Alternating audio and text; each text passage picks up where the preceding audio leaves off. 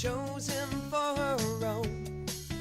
And her love made Clifford grow so big that the Howards had to leave their home. Clifford's the best friend anyone could know. He's the greatest dog ever, I really think so. Clifford's so loyal, he's there when you call. I love Clifford, the big red dog. So they packed up a family car, and the Howards left the city. They moved to Birdwell Island and found many new friends there to greet Clifford and Emily.